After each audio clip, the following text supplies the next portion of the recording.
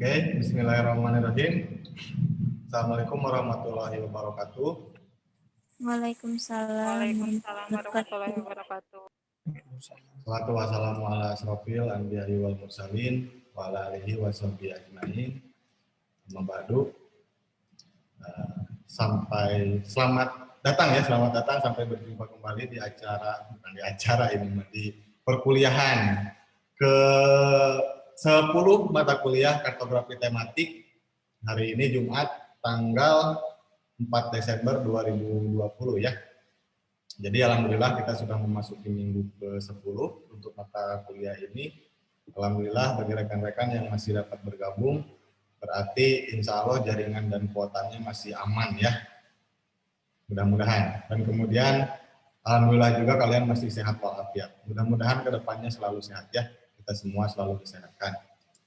Atur nuhun juga Pak Hadi sudah bergabung juga di sini. Seperti biasa beliau membantu saya untuk memberikan penjelasan kepada kalian terkait pemetaan tematik ya. Sama-sama belajar. Saya sama-sama belajar juga sama seperti kalian ke beliau gitu. Jadi kita di sini sama-sama belajar bagaimana teknisnya untuk pemetaan tematik. Nah, sebelum kita mulai ke materi, gimana PKL? Aman? Ini tingkat 3, tingkat 4 ya ini teh. Tingkat 3 ya. Tingkat 3 aman PKL? Sudah tidak ada protes? Ya gitu paling Pak, pada pengen jadi perwakilan kelompoknya gitu. Pada ingin gitu, jadi pada ingin berangkat maksudnya gitu. Ya gampang. Pak. Itu mah sultan aja ya, sultan aja siapa yang menang dia yang berangkat kalau pada ingin. Saya takutnya justru malah tidak ada yang ingin berangkat gitu. Kalau semuanya mau ya bagus. Adu milik wae sultan gitu, siapa yang bisa berangkat. Tapi yang berangkat kan juga bebannya tidak ringan gitu, maksudnya dia di sana mewakili rekan-rekan kelompoknya untuk mengambil data dan segala macam. Ini resikonya seimbang lah sebetulnya. Ya berangkat dibayari teman-temannya, ya di sananya pun harus kerja secara maksimal gitu, maksudnya bukan wisata secara pure gitu. Terserah lah itu mah kalian yang menentukan siapa yang berangkat atau tidak. Yang jelas jangan sampai ada yang kalau pemilu mah golput gitu, janganlah. Kita harus berpartisipasi gitu ya. Walaupun teknisnya seperti apa, kita semua harus berpartisipasi. Oke, itu untuk PKL mudah-mudahan bisa lancar ya. Amin. Nah untuk selanjutnya, sebelum kita bahas, saya ingin sedikit membuka tugas kalian. Nah, pas saya baca-baca ternyata ada beberapa yang masih keliru. Oke, kita cek siapa yang kira-kira beruntung untuk dibahas. Saya tidak akan membahas semuanya. Kita bahas salah satu atau salah dua aja lah ya dari tugas kalian. Siapa yang kira-kira beruntung nih untuk kita bahas bersama. Oke, kita lihat ya.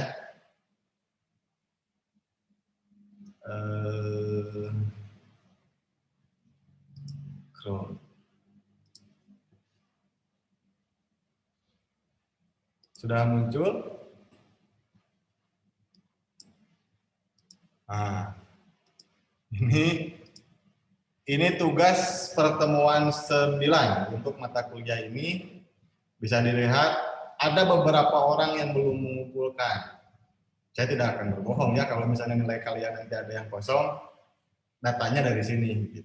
Di sini saya sebutkan saja yang belum ada Andika, ada Gilang Ramdan, ada Iskandar, ada Nurholi Satul Jannah, ada Revandi, ada Sabila. Nah, itu rekan-rekan kalian yang belum mengumpulkan. Ada 6 orang. Mungkin di sini ada orangnya.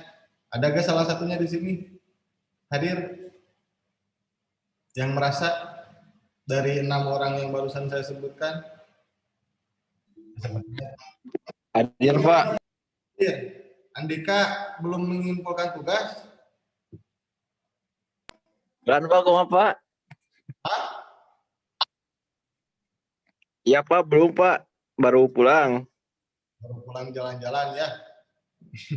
segera. Ya ada acara kemarin ada acara lupa Pak. Gak ada sinyal di sana di Cimerak. Oke, Cimerak Ciamis ya. Ya.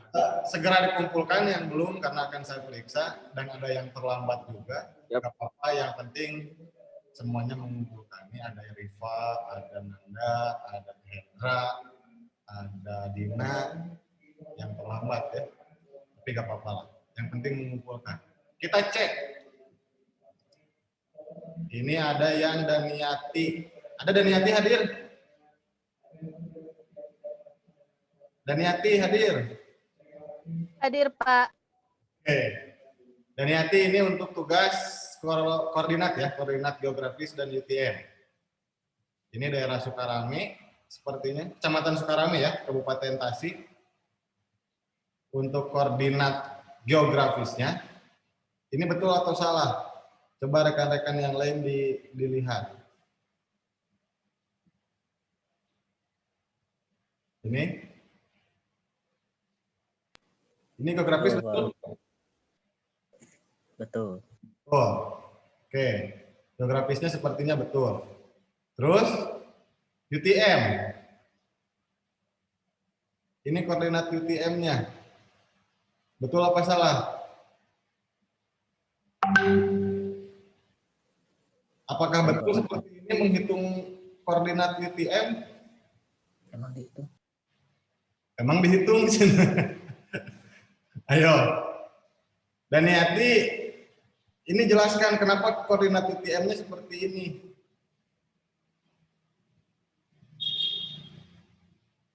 Halo? Daniatinya mendadak hilang. Oke lah. Kita lihat. Di sini menghitung koordinat UTM tidak seperti ini ya. Kalau ini dia sedang mencoba untuk menghitung jarak rumahnya dari koordinat geografis ke Greenwich mungkin ya. Atau kemana nih 7 derajat. Oh ini ke Katulistiwa kalau 7 derajat. Kan Lintang Selatan ya. Berarti dia sedang mencoba menulis jarak, menghitung jarak antara rumahnya ke Katulistiwa. Kalau kayak gini nih, dia 7 derajat kali 111 kilo sama dengan sekian, kemudian menitnya, detiknya dikalikan gitu kan. Akhirnya diketahui jarak rumahnya ke Katulistiwa itu 816 km. Oke, saya coba untuk menolong Daniati untuk menjelaskan ya. Kemudian di sini ada jarak rumahnya ke Greenwich. Oke, ini jarak rumah Daniati ke Greenwich. Ke bujur 0, ke garis 0. Itu dia jaraknya 26.528 kilo. Ya, 26 kali panjang Pulau Jawa berarti ya. Ya lumayan jauh. Nah, ini bukan koordinat UTM, saya ingatkan ya. Ini dia mencoba untuk menulis jarak antara rumahnya ke Katulistiwa dan rumahnya ke titik 0 bujur atau Greenwich. Apakah ada yang seperti ini di tugas yang lain, rekan-rekan? Kalau yang seperti ini, UTM-nya saya pastikan salah. Oke? Terus, kalau untuk jarak rumahnya ke Unsil, ya boleh lah. Ini jaraknya 10,2 kilo. Tarik garis lurus ya. Boleh lah seperti ini. Atau kalau enggak, di tracking pakai GPS saja. Kayak hitung rute, jarak rute berapa jalan gitu ya, itu juga bisa. Oke, kalau jarak udah betul, koordinat UTM-nya mungkin di sini terdapat kesalahan. Padahal kalian tinggal menyeting di GPS HP kalian saja, setting GPS koordinat geografis ganti ke koordinat UTM. Sesederhana itu sebetulnya mah. Tapi ya mungkin Daniati di sini mencoba untuk agak lebih capek, makanya dihitung satu-satu. Dan itu salah ternyata ya. Oke. Itu sekilas kalian. Hot mangga Hadi. Berarti kalau misalkan kita berbicara yang benarnya ya, kita berbicara yang benarnya. Untuk tugas kemarin itu sebenarnya saya harapkannya tuh jadi kalian bisa membedakan antara halo, jelas nggak ya? Jelas, Pak. Oh, jelas. Oke. Sebenarnya biar bisa membedakan koordinat geografis atau koordinat UTM itu. sebenarnya dengan cara memasang pin di Google Maps kalian kan pakai GPS dari HP lah ya. Dia kan dapatnya koordinat geografis. Nah, setelah itu sih kalau tata cara yang benernya begini ya. Sebenarnya sekarang udah banyak aplikasi untuk membantu menghitung misalkan dari koordinat geografis ke sistem koordinat UTM. Bisa dicari aja di Google. Format pencariannya itu lat long to UTM seperti itu, atau geographic to UTM atau apa. Jadi nanti kalian tinggal masukin aja gitu. Nah, kenapa saya pengen tahu jaraknya dari jarak antara rumah kalian sampai ke Unsil? Tujuannya tuh jadi biar pertama emang buat tahu jaraknya, yang kedua kita bisa menghitung jarak dari dua koordinat tersebut, tapi koordinatnya UTM. Kalau misalkan koordinat geografis agak ribet karena itu nggak bisa ya, paling kalian bisa ukurnya di Google kan, di Google bisa pinnya 1 di sini, pin B di sini gitu kan, pin A di rumah kalian, pin B di itu, langsung ditarik aja garis gitu kan, seperti itu. Dapatlah jaraknya berapa. Tapi kalau misalkan kalian pakai UTM, kalian itu bisa ngitung jarak. Jadi kan UTM itu ada northing dan easting. Northing itu kalau dalam Cartesian dinyatakan sebagai koordinat Y. Dan untuk northing itu koordinat Y, dan untuk easting koordinat X. Kan kita tahu rumus jarak itu kan ada, kita pernah belajar matematika lah gitu kan. Jadi dari dua koordinat itu bisa menghitung jaraknya. Misalkan kita sebut saja lokasi 1 XA dan lokasi 2 B gitu kan. Berarti kan ada koordinatnya XA dan YA. Langsung koordinat yang keduanya ada XB dan YB. Nah, dengan dua koordinat itu kita bisa ngitungnya. Gimana caranya? Kita pakai rumus jarak dari dua antar koordinat. Ya, rumusnya tuh jadi XB dikurangi XA dikuadratkan, langsung ditambah YB dikurangi YA dikuadratkan. Setelah itu diakarkan, maka akan dapat jaraknya tuh yang sebenarnya antara Unsil dan rumah kalian. Sebenarnya harapannya sih bisa gitu, tapi dengan kalian berusaha juga, ya namanya juga belajar kan, nggak apa-apa gitu, seperti itu. Nanti coba deh, kalau misalkan udah ini, coba dirubah si koordinat geografisnya ke UTM dulu, tentukan itu posisinya A dulu, dan satu lagi B. Langsung nanti definisikan juga X-nya mana, Y-nya mana. Langsung kalian hitung, coba pakai rumus itu yang XB dikurangi XA, YB dikurangi YA dikuadratkan, langsung diakarkan, hasilnya diakarkan. Nanti bakal sama persis jaraknya itu seperti kalian mengukur di Google Maps di HP gitu. Harapannya sih seperti itu. Terima kasih Pak Tio. Pak Hadi. Halo Pak Hadi. Ya, gimana? Boleh diulangi rumusnya Pak? Rumusnya diulangi pelan-pelan. Rumusnya itu XB dikurangi XA dikuadratkan.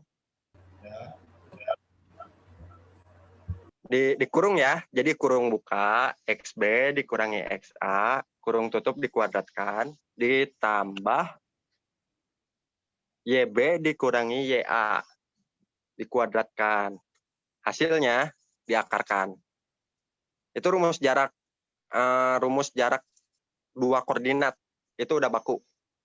Kalian bisa cari di Google juga rumus jarak, itu udah pasti. Sok, udah ditulis? Udah ditulis belum? Udah ya. Berarti nanti kalian bisa mengecek berapa rumusnya, berapa koordinatnya. Ini rumusnya nih. Kalau kelihatan. Nah, itu ya betul. XB dikurangi XA dikuadratkan ditambah ya, ditambah YB dikurangi YA Ditambah. dikuadratkan. Nanti Untuk B dan A-nya kalian bisa misalkan kalau misalkan untuk koordinat B itu rumah kalian, ya kalian dua-duanya harus rumah kalian gitu. Jadi si Y-nya juga rumah kalian gitu. Langsung X-nya, XA-nya itu adalah unsil, ya berarti YA-nya juga harus unsil gitu. Jadi koordinat unsil harus dirubah dulu ke UTM. Cara mencarinya sih kalian bisa cari aja lat long to UTM. Cara merubahnya. Seperti itu. Berarti X Atau kalau misalkan norting ya, XA-nya itu norting, YA-nya itu easting gitu. Ditukar aja. Atau north dan east ya. Itu dicoba aja nanti di rumah ya. Kemudian sekarang kita akan atur nuhun Pak Hadi itu untuk cross check tugasnya. Terus sekarang siap. mulai masuk ke pertemuan ke-10 ya. Sudah terlihat ini?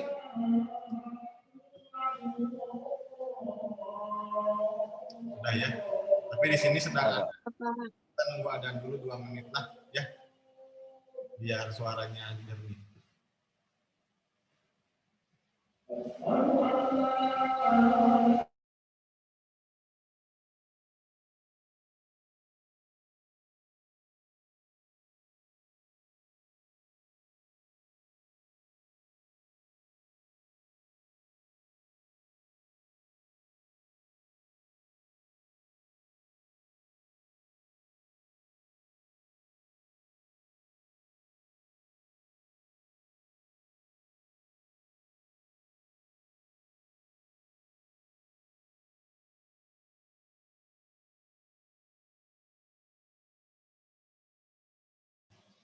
Sambil nunggu adan bisa di screenshot dulu kehadiran yang sekarang.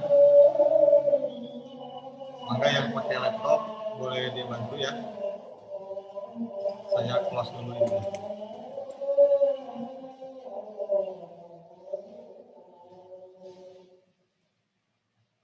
Stop. Ada yang pakai laptop? Ada? Enggak? Boleh Pak sama saya, tapi sinyalnya Pak gak muncul semua gambarnya. Gak apa-apa, gak muncul semua. Yang penting si namanya muncul. Masukkan ke laptop ya. Ya. Slide 1. 1, 2, 3. Bentar Pak.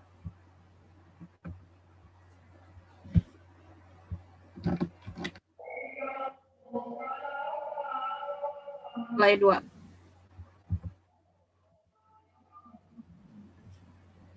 1, 2, 3. Udah Pak. Nuhun.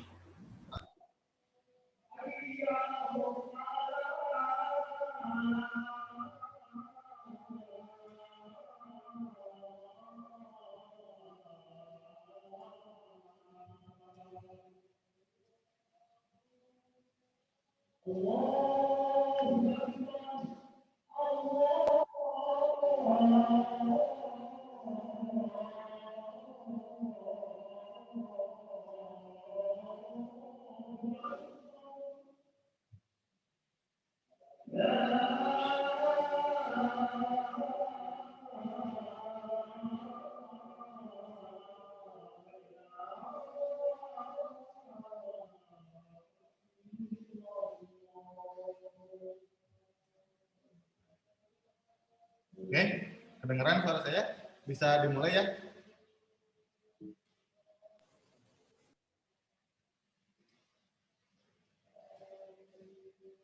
Oke, kita mulai. Untuk mata kuliah ini, pertemuan ke-10, temanya adalah pengetahuan mengenai peralatan pemetaan terestris. Nah, ini kelanjutan dari yang kemarin. Kita akan bahas. Yang pertama adalah kegunaan atau fungsi komponen pada teodolit. Mungkin di sini rekan-rekan tingkat 3 ada yang sudah melihat teodolit yang ada di jurusan ya, terutama yang itu dulu saja karena itu yang akan kita pakai. Ada yang sudah pernah lihat dan coba pakai tingkat 3 setelah 3 tahun? Pernah, Pak. Pernah ya? Pasti pernah. Oke. Iya, Pak. Ada yang pernah, ada yang belum, gak apa-apa lah. Kita coba untuk jelaskan. Yang pertama teodolit. Nah, teodolit yang ada di kita itu dia namanya atau mereknya Nikon ya. Tipenya itu NE102. Bentuknya seperti ini. Oke. Kalau yang ini warnanya ini coklat atau hijau ya. Ini warnanya seperti ini kalau yang di sini, tapi yang di Unsil itu dia warnanya putih dan biru muda kalau tidak salah. Nanti kita lihat. Kemudian ini adalah komponen-komponennya, tapi dalam bahasa Inggris. Saya akan coba membahas komponen-komponennya dalam bahasa Indonesia ya, biar mudah. Ini yang ada di Unsil itu seperti ini bentuknya. Disebutnya teodolit digital, mereknya Nikon, tipenya itu NE102. Oke. Kita lihat komponen yang pertama. Yang atas itu yang ditunjukkan oleh panah, itu disebutnya tuas menggenggam. Jadi ketika kalian pegang teodolitnya, diangkat dari kopernya, itu kalian pegangnya itu gitu. Jangan pegang bagian yang lain dulu, pegangnya atasnya sama bawahnya. Biar komponen yang lain tidak berubah atau terganggu. Oke, karena kita ingat ya, harganya itu ini lumayan. Kalau yang ini tuh seharga Ninja Patak lah ya. Harga Ninja Patak sekitar 30 ke atas lah harganya, 35 jutaan. Oke, ini tuas menggenggam. Kemudian bagian yang lain yang ditunjukkan tanda panah, ada lubang kecil di sini di atas lensa ya. Yang kecil yang ini, kursor saya kelihatan kan? Itu disebutnya pisir untuk memastikan posisi objek. Jadi ketika kalian ingin melihat objek di depan, nah kalian nanti di situ bisa dibantu oleh pisir tersebut. Jadi pisir tersebut dia akan membantu kalian untuk menentukan objek yang ada di depan itu udah tepat apa belum. Itu maksudnya. Kemudian kita lanjutkan. Yang ini, lubang kecil lensa ini merupakan teropong untuk melihat objek. Jadi lubang ini adalah kalau di teropong itu tempat kita untuk melihatnya, gitu. Jadi mata kalian nanti akan ditempatkan di situ untuk melihat objek yang kalian bidik atau melihat mistar garis yang kalian bidik, gitu. Nanti diatur oleh kalian zoom out, zoom in-nya ataupun cekas atau enggaknya gambarnya itu ada settingannya di sini. Oke. Terus yang selanjutnya yang sebelah kanan ini itu merupakan baterainya. Jadi jika baterainya kosong atau mau habis ataupun habis, kalian bisa melepaskan bagian kanan ini untuk diganti baterainya. Jadi di dalam kotak yang warna biru ini, kalau di teodolit Nikon NE102, itu dia di dalamnya ada baterai biasa, baterai ukuran jam ya, baterai ukuran jam sebanyak 6 biji. Jadi ini kapasitasnya baterainya 6 biji. Alkaline ya, kalau pakai ABC biasanya cepat habis. Terus yang ini, yang bulat yang ini, itu merupakan pengatur posisi teropong secara vertikal halus. Nah, jadi si teropong yang ini nih, yang saya kasih tanda ini, itu dia bisa diatur dari sini ketinggiannya. Jadi dia bisa tungkul atau bisa tangga. Tahu tungkul tangga? Menunduk atau mengangah gitu ke atas. Menengadah, itu dia bisa diatur secara halus dari sini. Karena kalau kita pakai tangan secara manual, biasanya nanti si sudut bidikan kita itu akan terlalu jauh aturannya ya. Jadi kalau kita menginginkan 90 derajat, kalau pakai manual, pakai tangan digitu-gitu, si yang tengah ininya, itu akan susah menemukan 90 pas gitu. Nah, diaturnya secara halusnya dari sini. Jadi diputar-putar dari sini, nanti ininya mengikuti secara halus. Jadi dia naik turun secara halus nanti. Oke. Itu pengatur posisi teropong secara vertikal. Kemudian yang ini di atas layar ada indikator ukuran meter air secara vertikal. Jadi nanti posisi teodolit itu dia kelihatan miring atau enggaknya jika dilihat dari indikator di sini. Nah, indikator air ya.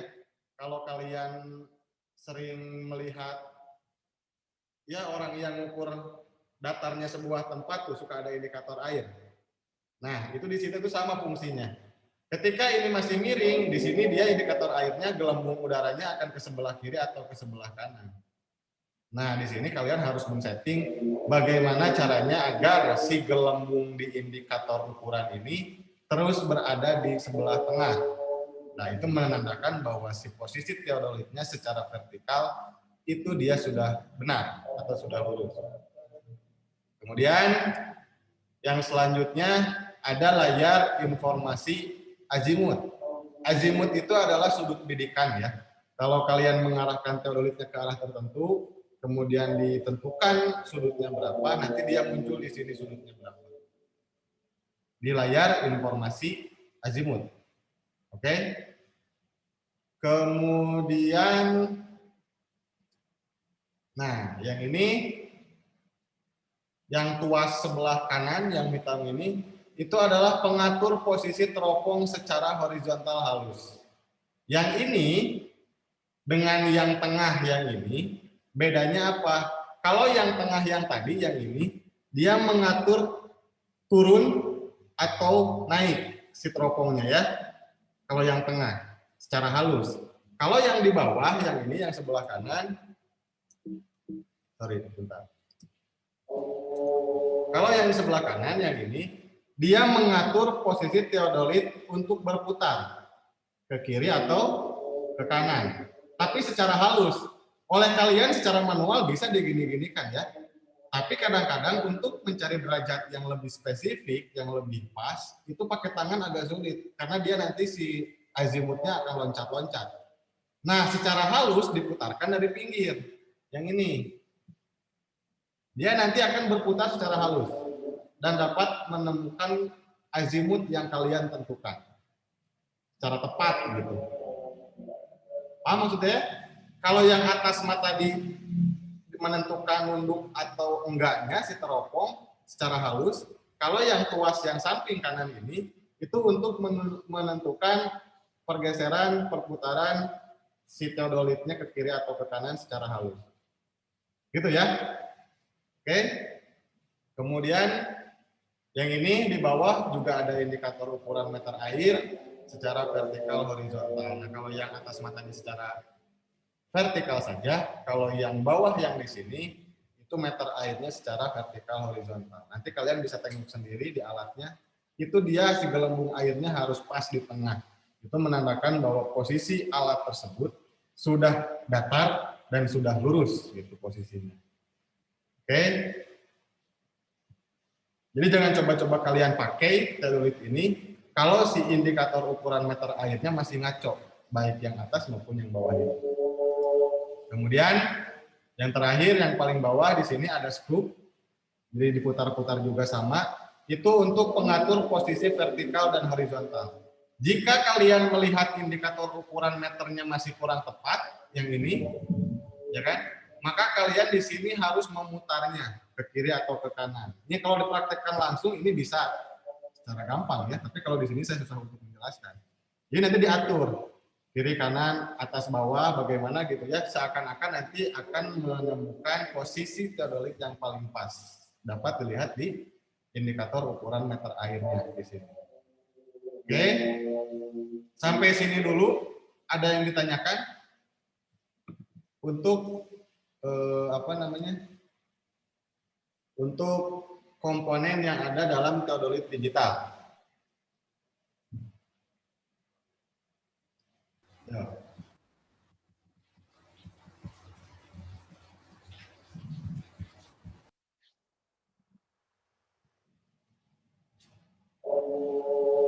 dilanjutkan dulu?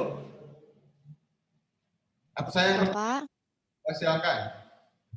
mohon maaf, kayaknya saya kurang perhatiin mengenai meter air, Pak. Hmm. Yang meter air, yang indikator ukuran meter air. Yang indikator meter air yang atas atau yang bawah? Yang vertikal. Yang vertikal, berarti yang ini ya. Ukuran indikator meter yang ini, yang tengah, yang vertikal. Tahu meter air yang dalamnya ada gelembung ke kiri ke kanan? Pernah lihat nggak? Kalau orang-orang yang bikin tembok gitunya di rumah kalian atau tetangga kalian sedang bikin rumah tuh, suka ada alat di situ teh suka ada meter airnya. Itu untuk mengukur si tembok tersebut udah lurus apa enggak. Kalau lurus, si meter airnya tuh di tengah. Oke? Kalau nggak lurus, dia bisa di kanan, bisa di kiri gitu. Jadi itu harus disesuaikan, harus selurus mungkin. Nah, si meter air yang tengah ini, yang di tengah yang ini, itu untuk menunjukkan kelurusan secara vertikal dari si teodolitnya. Jika dia teodolitnya miring seperti ini, si meter airnya tuh, si gelembungnya tuh dia pasti di pinggir, nggak di tengah gitu. Makanya kita harus lihat di situ kalau meter airnya masih di pinggir, kita harus setting. Bagaimanapun caranya, si meter airnya, si gelembungnya dia harus di tengah. Kalau sudah di tengah, berarti posisi teodolitnya sudah lurus gitu. Secara vertikal ya, seperti ini.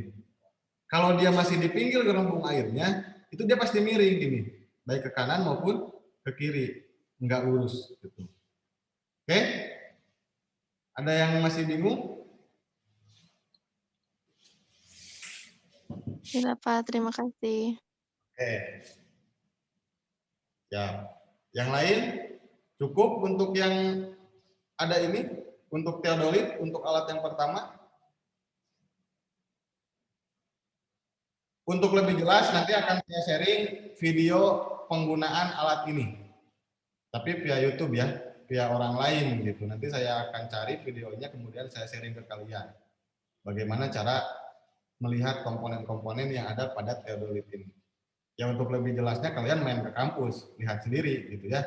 Tapi sekarang kan susah, makanya seperti itu caranya. Cukup, saya lanjutkan. Bapak, Ya. Bapak kan di sana pada layar informasi Azimut ada tombol-tombol ya, Pak? Saya lihat. Ya, ada betul. Nah, ini tuh apa aja, Pak, penggunaan tombol-tombol ini? Untuk apa aja? Oke, tombol-tombol itu yang pertama ada tombol on off-nya di situ teh. Ya. Kemudian yang lainnya ada tombol pengaturan cahaya. Cahaya dalam artian layarnya. Jadi kalau misalnya di kalian pas pengukuran gelap, si layar ini bisa ditampilkan cahayanya. Jadi kalian bisa melihat angkanya secara jelas. Oke. Kemudian yang selanjutnya ada tombol hold. Hold itu tahan. Jadi ketika kalian menekan tombol hold, si teodolitnya mau diputar pun angkanya dia tidak akan berubah. Tapi ketika kalian menekan tombol hold itu kedua kali, dia akan berubah angkanya. Kalau kalian gini-ginikan gitu. Putar-putar. Terus ada tombol reset. Nah, tombol reset ya berarti kalau kalian mau melakukan pengaturan awal, mau ke 0 derajatkan lagi, itu kalian pijit tombol reset. Oke, kalau yang satu lagi itu nggak kelihatan dari sini. Yang jelas di situ 4 yang terlihat ya, ada tombol on off di situ. Selain yang di pinggir ya, di pinggir pun ada tombol on off kalau nggak salah. Terus ada tombol hold atau tahan, ada tombol cahaya, indikator cahaya, dan ada tombol reset. Gitu ya.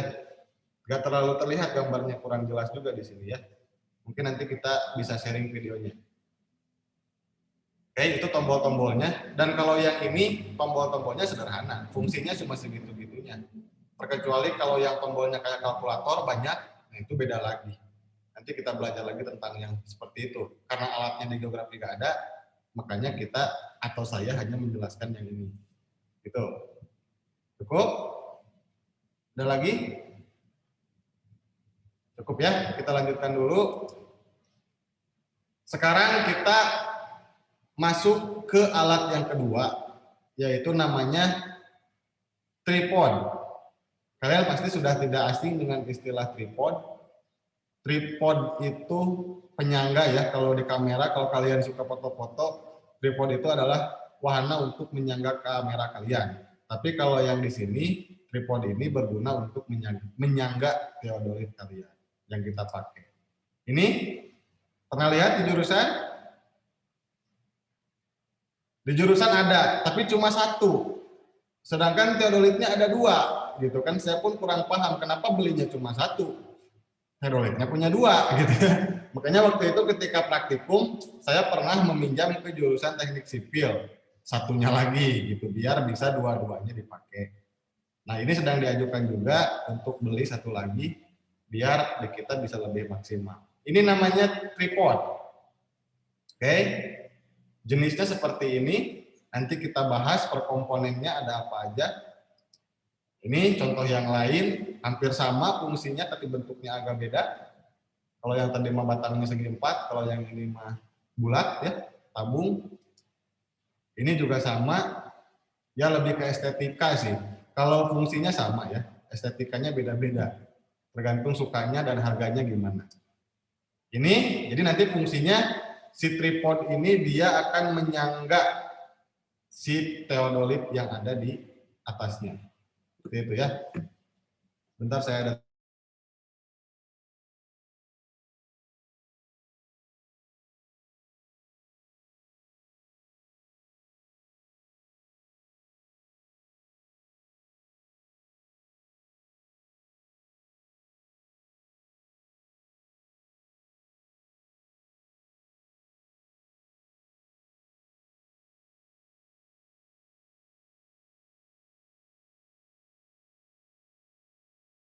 Kita lanjutkan. Tripod ini fungsinya untuk menyangga teodolit yang ada di atasnya seperti ini. Harganya untuk tripod ini tuh kisaran 1 sampai 1,5 juta. Harganya ya. Kalau kalian pengen koleksi tripod seperti ini di rumah, enggak. Oke. Mungkin butuh ya. Ini juga sama. Nah, bentuknya seperti ini tripodnya. Dan ini juga sama. Ya tergantung selera ya. Kalau tripod tergantung selera mau seperti apa. Biasanya dia menyesuaikan dengan bentuk si teodolitnya. Terutama warnanya ya. Biar terlihatan lebih estetik gitu. Oke. Kemudian kita lihat bagian-bagian yang ada dalam tripodnya. Atau statif ya. Kalau istilah di surveyor itu disebutnya statif. Bukan tripod. Kalau kita mah lebih gampang nyebutnya tripod saja lah, ya. Tapi tripod untuk teodolit. Ini kita kupas perbagiannya ada apa aja. Yang paling atas, yang ini itu disebutnya bidang level atau kepala statif. Fungsinya adalah untuk meletakkan si teodolitnya di atasnya, gitu. Nanti bidang level atau kepala statif ini bolong di tengahnya tuh. Fungsinya apa? Nanti ada pengunci skrup dari bawah untuk mengunci si teodolitnya. Jadi ketika teodolitnya kagoder gitunya kasenggol gitu. Si teodolitnya tidak akan jatuh dari tripod ini. Tapi dia terkunci oleh skrup yang ada di bawah. Nanti saya tunjukkan skrupnya. Nah, ini yang kedua, ini skrup penguncinya nih, yang warna hitam di tengah ini. Dia fungsinya untuk mengunci si teodolit yang ada di atas. Kalau kalian pasang teodolit, lupa untuk mengunci skrupnya, ya kalian tinggal berdoa. Mudah-mudahan nggak ada yang Noel gitu ya. Kalau Noel murah dibayar. Makanya ini penting juga kalau kalian masang, jangan lupa dikunci ya. Oke. Kemudian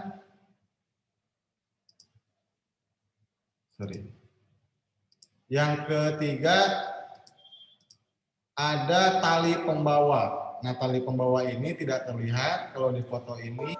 Dia adanya di belakang tiang atau gagang yang ini nih, di belakangnya itu biasanya ada tali untuk kalau bahasa Sundanya mah nyoren. Tahu nyoren nggak? Untuk nyelendangin ke tubuh kita gitu. Biar si tripod ini gampang dibawa kemana-mana. Setiap tripod biasanya dia punya tali pembawa. Kalau nggak ada berarti susah dibawa-bawanya. Oke, karena lumayan berat juga, sekitar 2-3 kilo ya. Ada tali pembawa dan itu bisa diatur panjang pendeknya untuk menyesuaikan badan kalian. Kemudian yang selanjutnya adalah skrup penyetel ketinggian. Yang ini nih. Ini yang keempat, skrup penyetel ketinggian. Fungsinya apa? Fungsinya untuk naik turunkan si kaki tripod. Jadi kalau kalian punya tripod di rumah, tripod biasa juga sama kan, dia punya skrup untuk menyetel ketinggian. Ketika dia dilonggarkan si skrupnya, kamu bisa mengatur mau lebih tinggikan, lebih panjangkan atau dipendekkan. Gitu. Ketiga kaki dari teodolit ini, ketiga kaki dari tripod teodolit ini, itu dia punya skrup penyetel ketinggian. Jadi ketiga-tiganya bisa diatur panjang pendeknya menyesuaikan dengan ketinggian. Biasanya ketinggian dari tripod ini menyesuaikan dengan tinggi si surveyornya, tinggi si orang yang pakainya. Kalau terlalu pendek, terlalu tinggi pun tidak enak sebetulnya. Kalau orangnya tinggi ya disettingnya tinggi. Kalau orangnya pendek disettingnya pendek. Kalau tidak begitu, biasanya suka nyeri cangkeng. Tahu nyeri cangkeng? Sakit pinggang. Terlalu pendek sakit pinggang, terlalu tinggi juga susah gitu. Makanya dia disesuaikan dengan tinggi si surveyornya. Kemudian yang keempat, yang kelima, yang terakhir dari statif teodolit ini adalah kaki statif. Yang warna kuning bawah, biasanya dia bentuknya runcing dan di ujungnya itu ada besi biasanya. Besi yang tajam. Jadi hati-hati ketika bawa alat ini, ketika kalian teledor gitu kan atau apapun itu, kalian pakai sendal capit misalnya bawa alat ini, hati-hati karena nanti kalau kena kaki kalian ini bisa lumayan sakit ya. Makanya kalau surveyor biasanya dia suka pakai sepatu boot untuk menghindari kecelakaan kerja seperti ini. Ini biasanya dia ditanamkan di tanah setinggi yang kuningnya.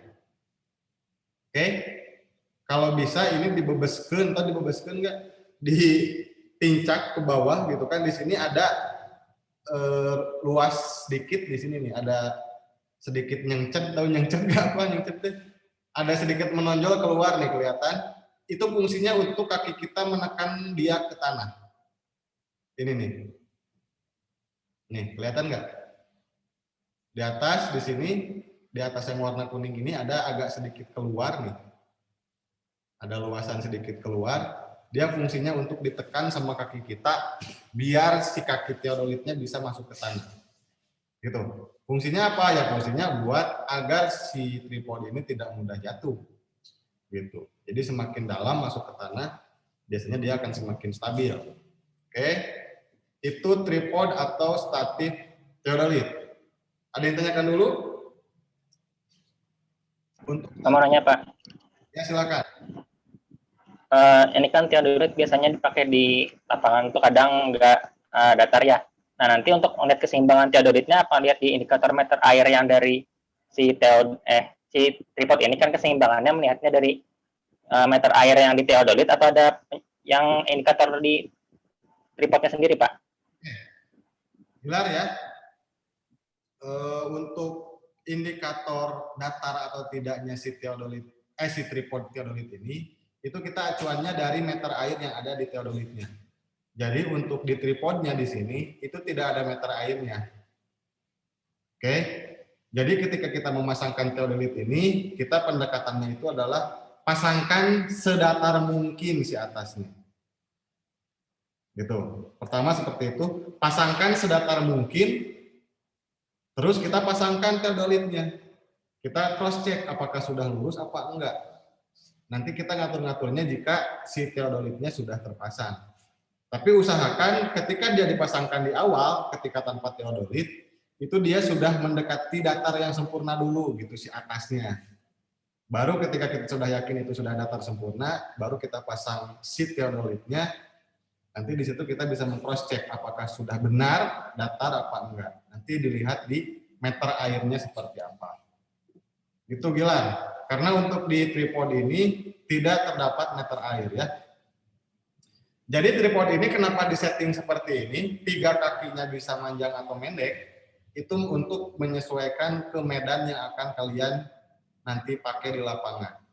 Kan tidak semuanya datar di hutan atau di alam sekitar itu kan, atau di sekitar kalian itu. Makanya di sini tripodnya bisa menyesuaikan. Mau kakinya panjang 2 atau 1 pendek, mau 3-3-nya panjang ataupun 2 pendek 1 panjang, itu bisa saja. Asal si atasnya, si bidang level kepala statiknya itu datar. Gitu maksudnya ya.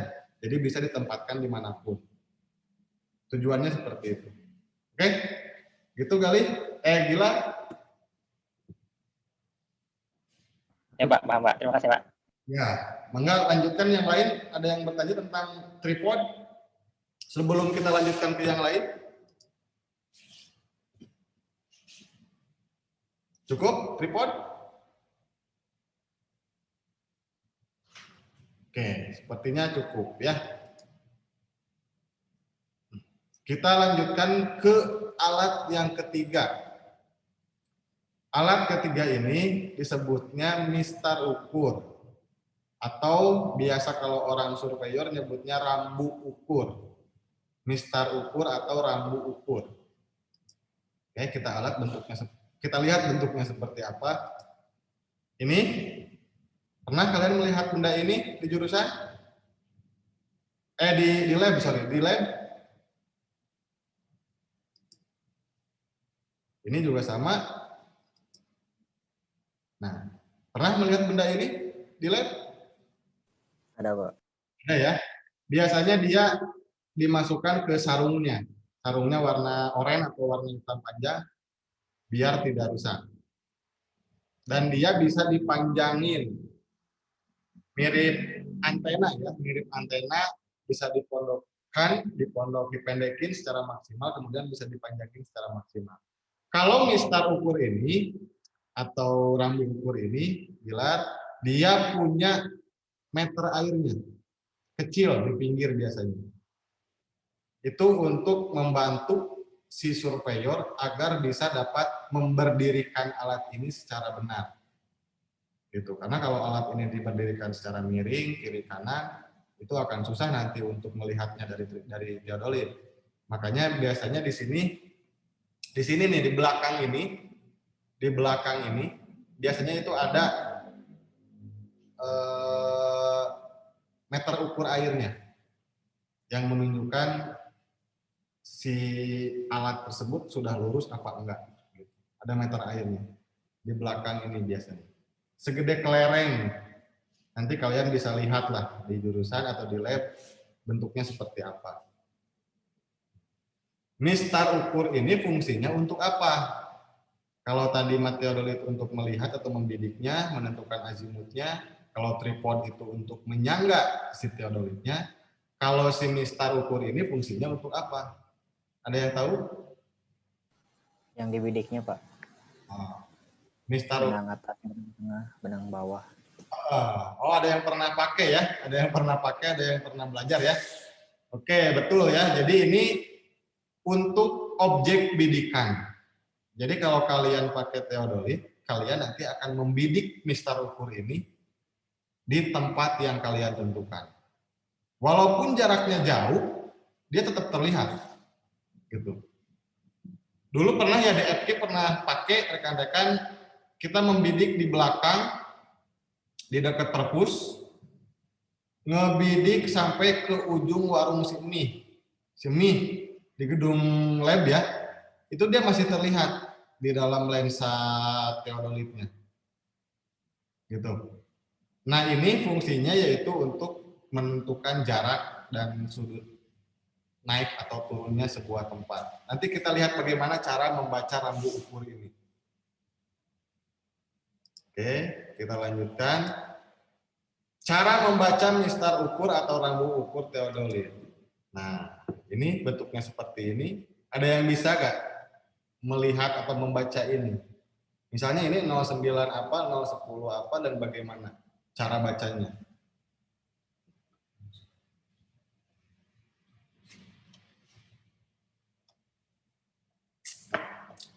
Maka yang pernah pakai, coba baca rambu ukur ini seperti apa, bagaimana cara bacanya? Ayo.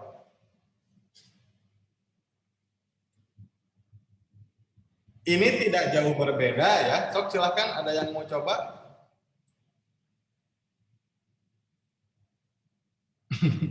Diukur dulu. Oke, saya jelaskan biar cepat. Ini tidak jauh berbeda dengan penggaris biasa.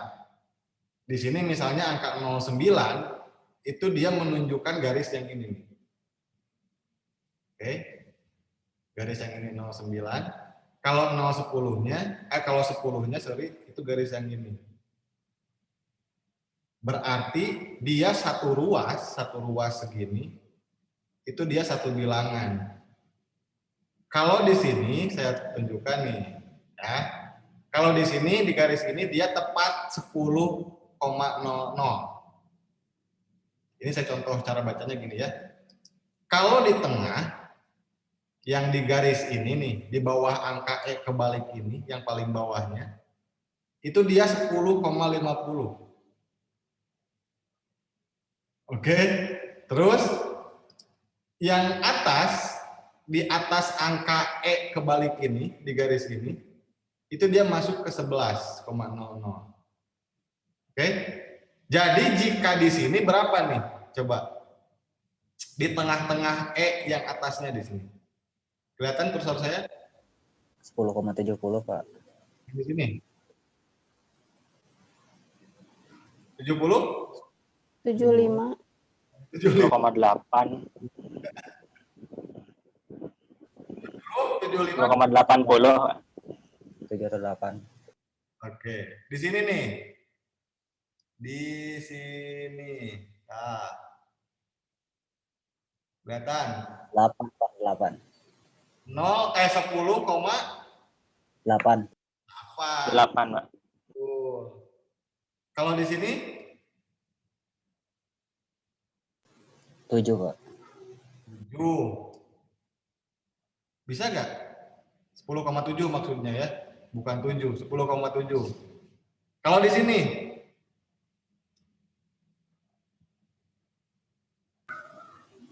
9,6.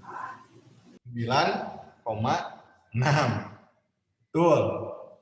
Bisa cara bacanya. Ayo.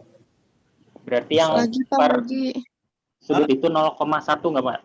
Nah, setiap satu lekukan itu 0,1. Betul, gila. Setiap satu lekukan 0,1. Saya kasih contohnya gini. Misalnya ini di sini 9 ya. Di garis ini 9. Di sini dia 9,1. Nih.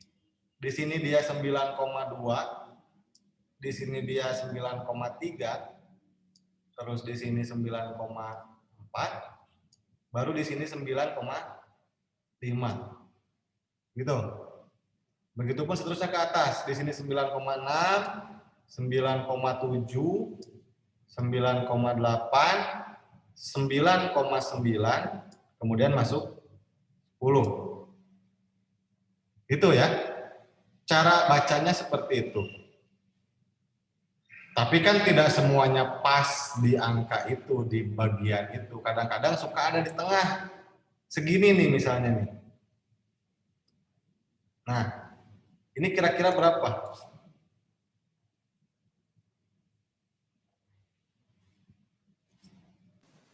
Yang ini 10,5. 10,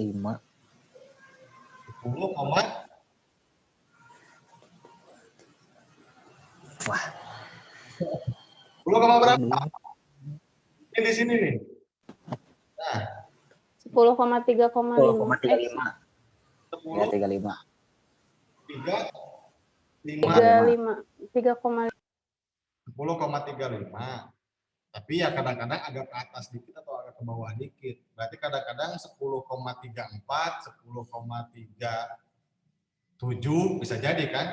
Tergantung interpretasi dari mata kalian. Makanya saya tidak terlalu menyarankan mata yang minus gitu kan melihat langsung di layar si teropong teodolit. Karena suka agak berbeda cara pandangnya. Makanya usahakan yang normal-normal ya. Agak punya trik tersendiri kalau yang minus itu biasanya. Bisa cara baca ini?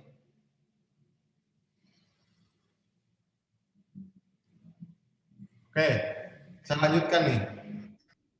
Cara baca ini nanti akan membantu kita menentukan benang atas dan benang bawah yang ada pada lensa teodolit. Ya nanti mungkin Pak Hadi bisa membantu kita rumusnya bagaimana untuk menghitung jarak ya. Oke, kita lanjutkan dulu.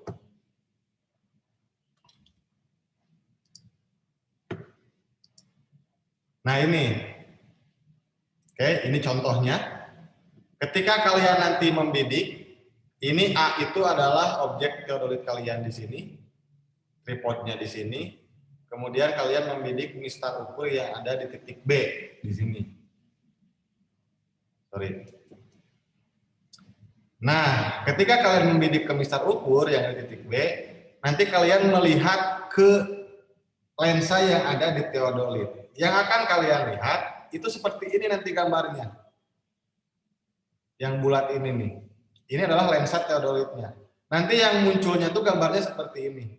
Mistar ukurnya terlihat, kemudian di lensa kalian itu ada beberapa garis. Yang tengah disebutnya batas tengah. Yang ini pasti di tengah di lensa kalian. Kemudian yang atas disebutnya batas atas atau benang atas. Yang bawah, yang ini disebutnya benang bawah atau batas bawah. Nanti kalian catat di catatan kalian. Benang atasnya menunjukkan angka berapa. Benang bawah menunjukkan angka berapa. Dan benang tengah menunjukkan angka berapa. Gitu. Itu sebagai acuan untuk menghitung jarak antara si titik A ke titik tujuan bidikan kalian di B. Gitu. Sekarang saya coba tanya ke kalian. Kira-kira kalau di sininya 10 nih. Di sini 10, di sini 11 ya. Benang atasnya di angka berapa?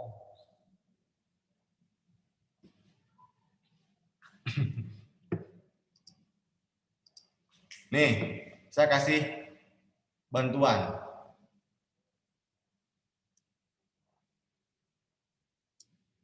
Nah, yang warna merah ini batasnya ya. Saya kasih bantuan batas biar gak bingung. Di sini 10. Di sini 11. Oke? Coba benang atas atau batas atasnya berapa? Dan benang bawahnya berapa? Kemudian batas tengahnya berapa?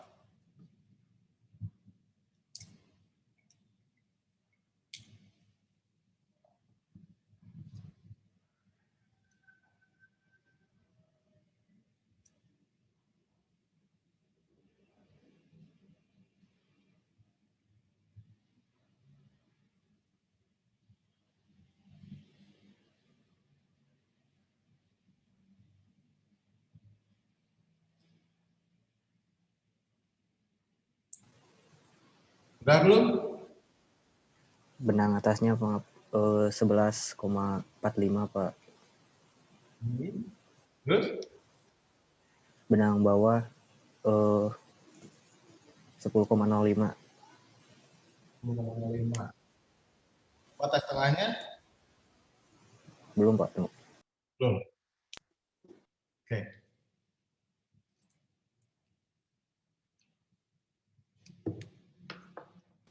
$10,75 Pak. Yakin? Insya Allah. Yang lain ada yang mau memberikan pandangan atau mungkin pertanyaan atau pandangan yang berbeda dari rekan kalian barusan?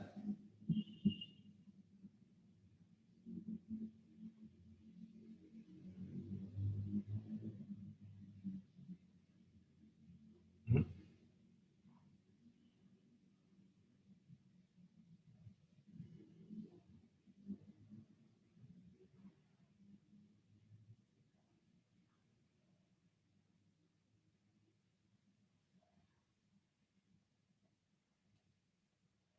Ayo. Betul salah kata teman kalian barusan?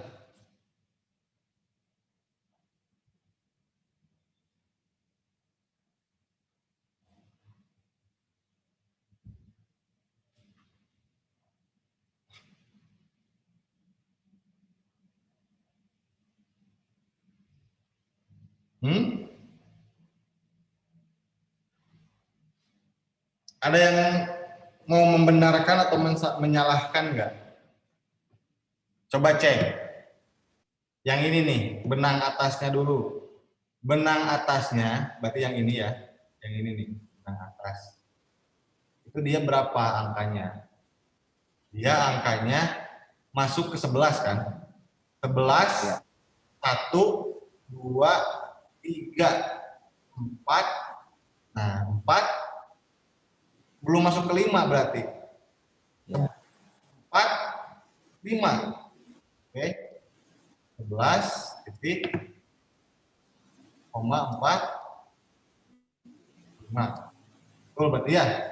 11,4. Pak. Terus benang bawah yang ini berapa? Benang bawah itu ini kan angka 10 batasnya di sini. Saya udah kasih tanda. Dia 10, berapa? Kan di sini 1 nih. 1, 2, 3, 4, 5. 1 juga enggak kan? Jadi 10,05. 10,05 karena dia berada pas di tengah. Tuh, seperti itu. Kalau batas tengahnya berapa? Yang ini batas tengah.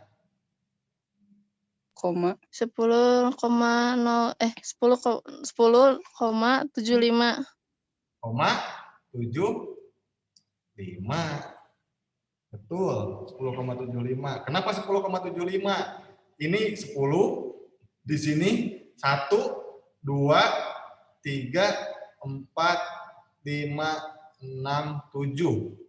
Dia tidak nyampe ke 8. Jadi antara 7 dan 8 pas di tengah-tengah berarti 10,75. Nah, dari angka ini kalian bisa menghitung jarak antara A ke B, antara titik kalian meneropong teodolit ke titik rambu ukur di B. Rumusnya gimana? Ayo, ada yang sudah bisa tadi saya lihat. Rumus apa, Pak? Rumus menghitung jaraknya. Mudah. Batas atas dikurangi batas bawah. Benang atas dikurangi benang bawah. Dikali 100.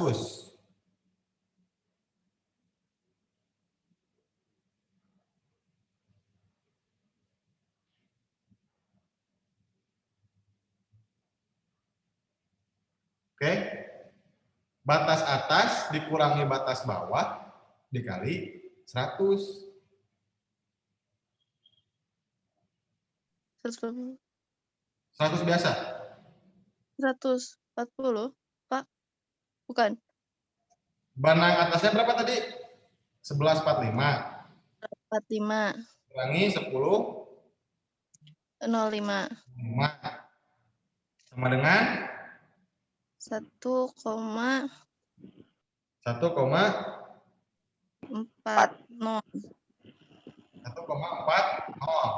1,40 dikali 100 sama dengan 140. 140. Berarti jarak antara titik A ke titik B itu dia 140 meter. Oke.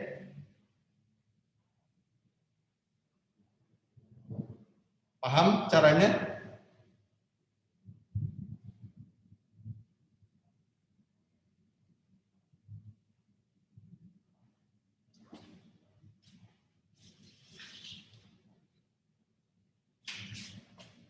Oke, sampai di situ ada yang tanyakan dulu nggak? Bapak gimana kalau si itunya teh yang dihitungnya lingkaran Pak, setengah lingkaran, jadi ada belokan gitu. Ada belokan? Oh, Ya, berbelok. di keadaan sesungguhnya di lapangannya maksudnya gitu? Ya. Oh, ya enggak lah. Kalau yang ini berarti dia jarak lurusnya. Walaupun di lapangannya bulak belok, angka ini menunjukkan jarak lurusnya. Gitu maksudnya ya. Walaupun di lapangannya bulak belok atau naik mudun gitu kan, ini menunjukkan jarak lurus. Gitu. Oke. Saya kasih contoh soal lain. Misal benang atasnya itu 12,33. Benang bawahnya 11,84.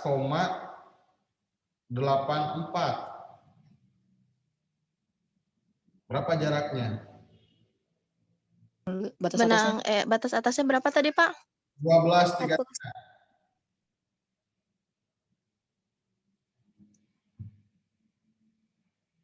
12,33 batas atas, batas bawahnya 11,84.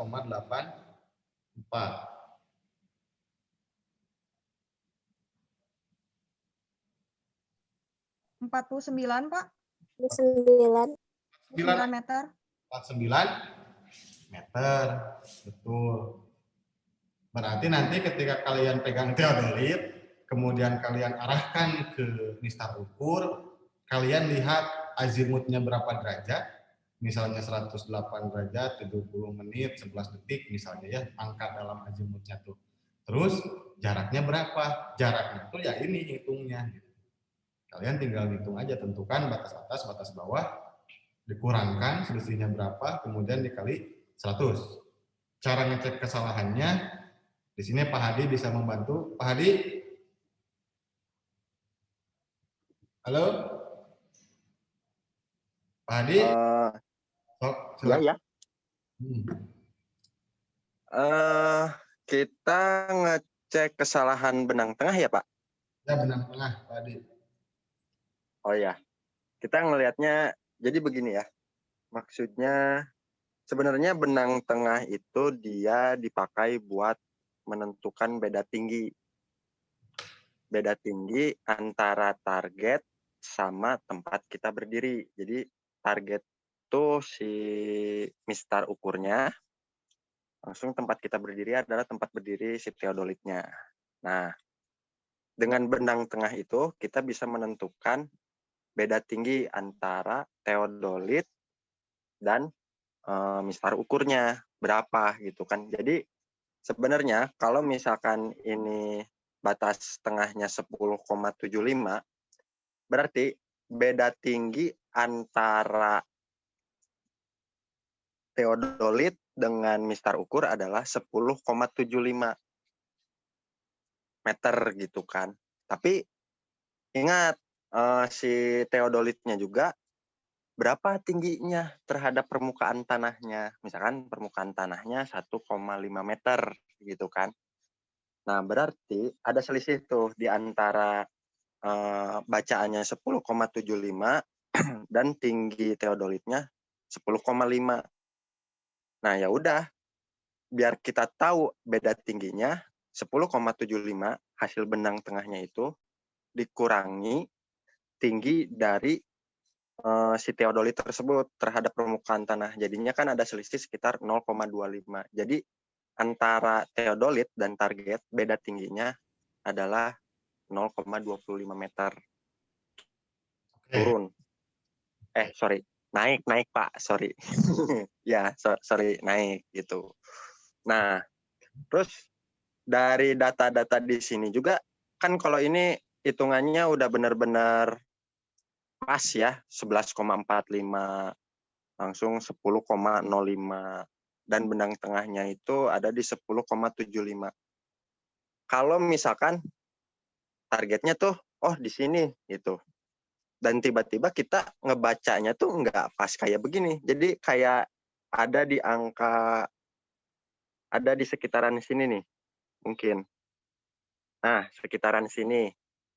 Langsung yang ini, yang angka 10-nya berarti ada di sekitaran sini gitu kan, agak dekat ke agak dekat ke angka 10,1. Jadi jatuhnya tuh kayak ke 10,08 atau 10,07. Terus yang benang tengahnya itu tiba-tiba ada di sini nih, jadi 10,08 juga. Langsung untuk benang atasnya 11,48 juga.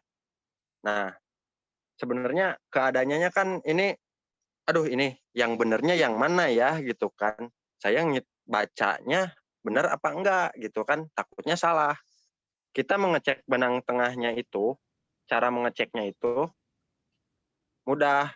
Kita tambahkan saja ini, ditambah ini, dan dibagi 2/2. Otomatis secara logika pun ini pasti ada di tengah-tengah gitu. Coba aja. Yang ini 11,45, tambahin aja 10,05.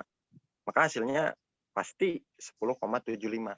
Jadi kita ada patokan gitu. Oh, ternyata ngaco nih saya bacaan jaraknya gitu kan. Entah itu benang atas, entah itu benang bawah, ataupun entah itu benang tengah. Jadi kita bisa mengontrol di situ. Itu bisa saja yang jadi salahnya tuh benang tengahnya aja, atau benang atasnya aja, atau benang bawahnya aja, atau malah bisa semuanya bisa salah baca. Jadi kita meminimalisir kesalahannya tuh dari situ. Kita tambahkan benang atas, benang bawah, dibagi 2. Jadi ngecek lah gitu kan. Jadi setiap kita ini ngecek. Karena ini satuannya itu desimeter. Perlu diingat, ini satuannya desimeter. Desimeter itu kalau di dalam satuan senti itu kan sekitar 1 desi itu 10 senti. Lumayan. Kalau misalkan kita ngukur tanah berkurang 10 senti gitu kan, dikalikan, misalkan kan panjangnya 10 meter, ternyata kita punya kesalahan 10 cm luas, panjang bidangnya itu 10 kali 10 kali 10 kan 100 meter persegi kan. Kalau misalkan kita salah salah baca jarak, jadi si tanahnya itu bisa berkurang sekitar 1 meter atau 2 meter gitu kan. Bisa di demo warga tuh, atau diamuk sama yang punya tanah gitu Pak. Jadinya kita harus menjaga nilai itu biar tetap benar gitu. Seperti itu Pak mungkin.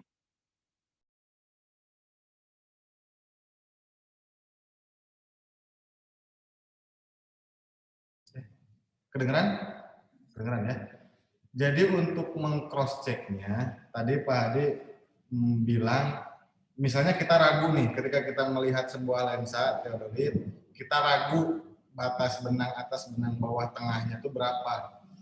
Untuk meyakinkan kita, cara cross check-nya itu, batas atas atau benang atas ditambah batas bawah atau benang bawah dibagi 2. Nah, itu kita akan menemukan batas tengah yang sesungguhnya.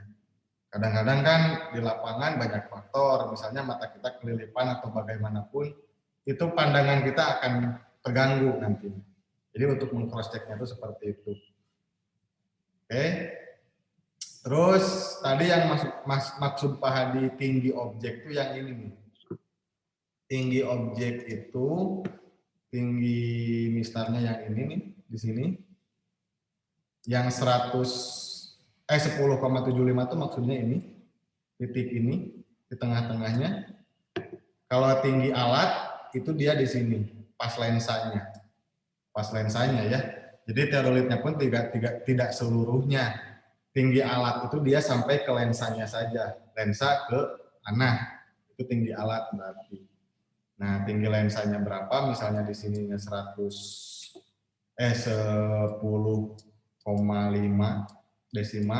desimeter, pas diukur. Kalau di sini tinggi alatnya yang pas tengah-tengah itu di sini 10,75. Berarti ada perbedaan 0,25 gitu maksudnya ya.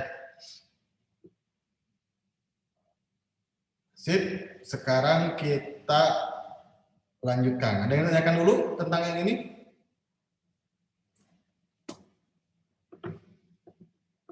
Cukup? Atau bingung? Bingung yang mana? Nah ini sama ya. Ini cara bacanya. Oh sorry. Ke close.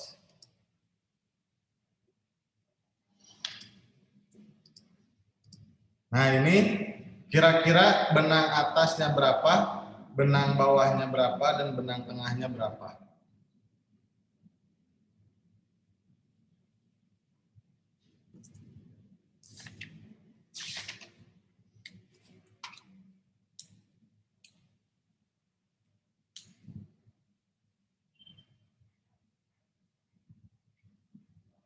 Ayo.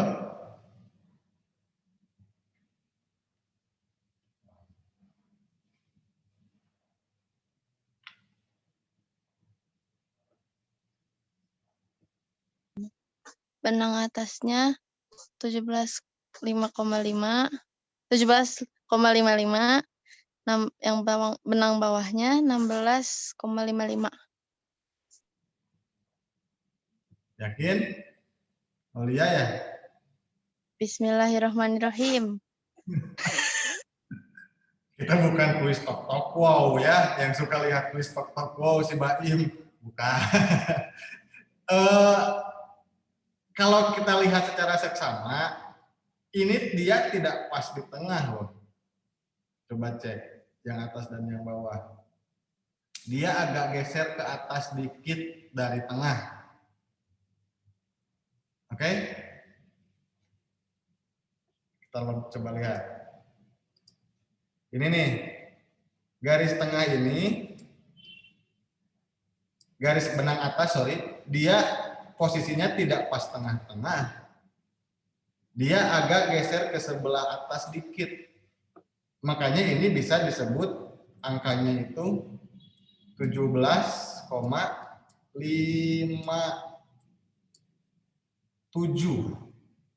atau 56. Oke, sekitaran segitu kan, tidak pas banget di tengah gitu. Terus begitupun yang bawah. Yang bawah ini pun dia tidak pas di tengah.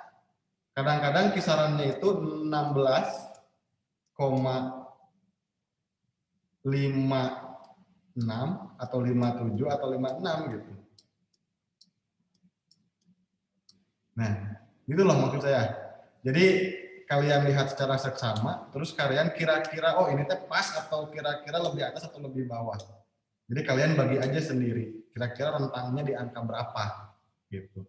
Nah sekarang untuk melihat tengahnya, kalau yang atas bawahnya itu memang tidak tepat, terus kalian yang tengahnya ini ragu, yang ini berapa, ceknya itu kayak Pak Hadi tadi. Ini kan kalau yang, kalau yang atasnya 17,57, yang bawahnya 16,57, ini dia gak mungkin di tengah posisinya yang ini. Gak mungkin pas gitu. Dia pasti akan sedikit berbeda. Cara ngeceknya gimana? Ditambahkan 17,57 plus 16,57, hasilnya berapa?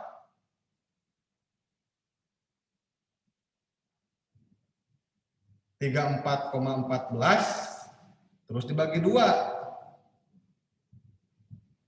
Berapa? 11,07. Berapa? 11? Berapa? 17,07. 11,07. Nah, itu maksud Pak Hadi itu tadi gitu. Cara cross check kebenarannya seperti itu. Oke. Kalau yang atasnya aja udah nggak pas gitu, yang bawahnya udah nggak pas, yang tengah pun pasti kalian ragu tidak akan pas, makanya di cross checknya seperti itu. Atas tambah bawah, nanti hasilnya dibagi 2. Itu hasilnya benang tengah. Oke, paham? Oke lah, kita pelan-pelan aja ya. Kita lanjutkan. Pada alat yang selanjutnya. Kalau alat ini saya rasa rekan-rekan di sini sudah sering lihat dan sangat familiar untuk anak geografi, yaitu adalah GPS. Baik GPS handheld ataupun yang geodetik. Oke, yang pertama kita akan lihat GPS handheld dulu. Yang ini. Pernah lihat ini?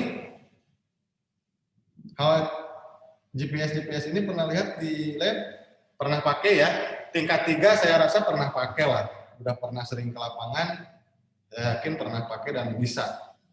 Ini bukan HP jadul ya. Ini bukan HP jadul milik ayah kalian, tapi ini GPS. Harganya sekitar harga HP 3-5 juta lah ya, sekitaran segitu tergantung merek dan speknya. Nah, yang ada di jurusan itu seperti ini, tipenya Garmin. Yang ada di jurusan yang ini, yang foto sebelah kanan.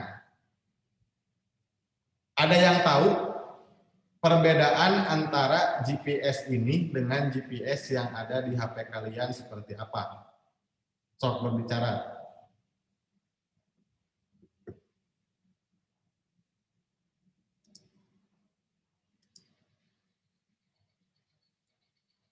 Ayo, siapa yang tahu perbedaan GPS yang ada di HP dan GPS yang ini, kelemahan kelebihannya apa gitu, dan peruntukannya?